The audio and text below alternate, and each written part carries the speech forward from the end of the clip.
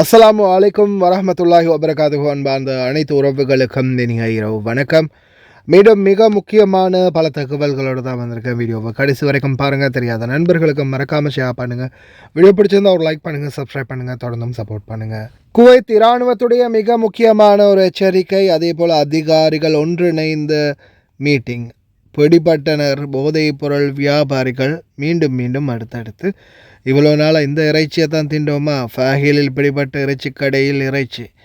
பார்க்கலாம் அனைத்து தகவல்களையும். காலநிலை ஆய்வாளர்களின் மிக முக்கிய எச்சரிக்கை.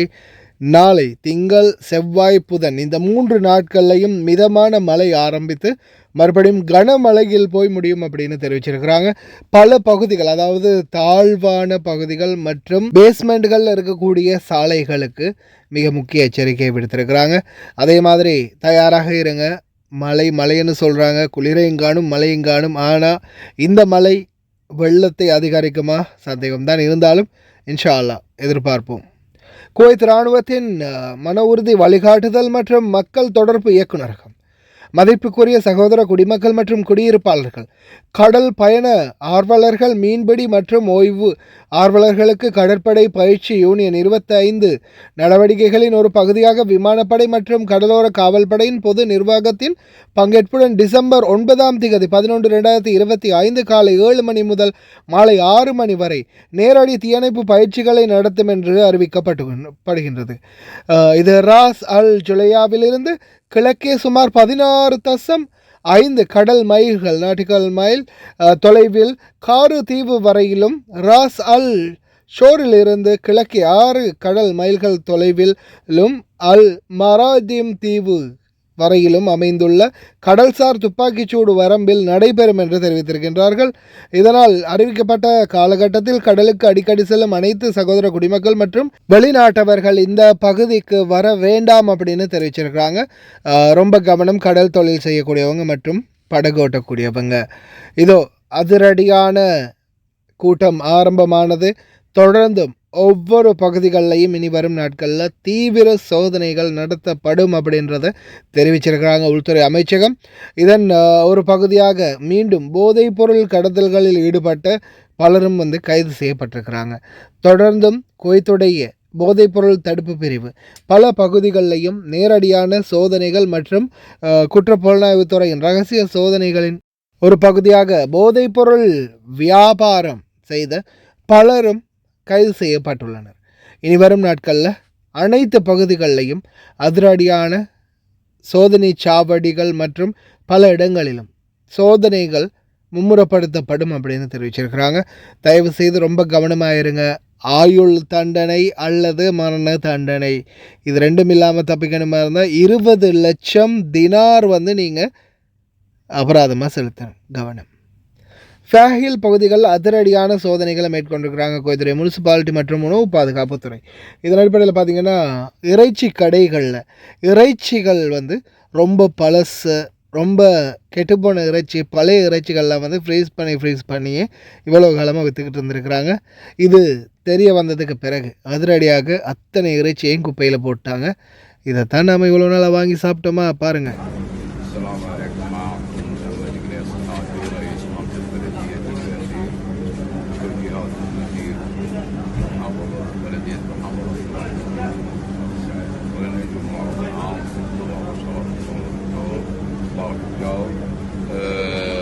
توجيهاتهم بالتعاون مع اخواننا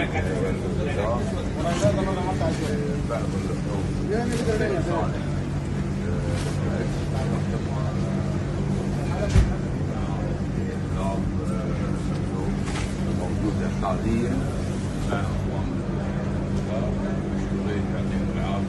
طبعا.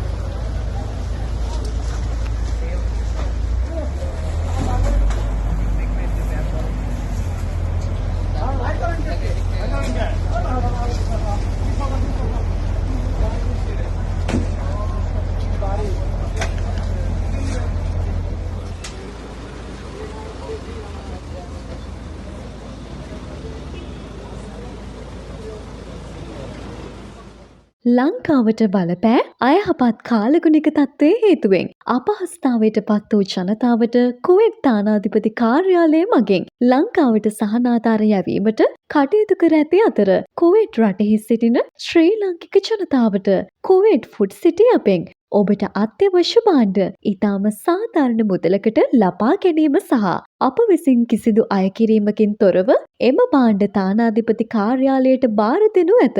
කුවේට් ෆුඩ් සිටි වැඩි විස්තර සඳහා මෙතන්න 9084 2281 9084 2282. லயன் எக்ஸ்பிரஸ் கார்கோ நம்பகமான கார்கோ. இதோ நீங்களும் தொடர்பு கொண்டு உங்களுடைய கார்கோ பொருட்களை அனுப்பலாம். 90 93 61 67 தொடர்புக்கான இலக்கம் 66 16 84 14. இன்னும் ஒரு இலக்கம் 55 17 27 47.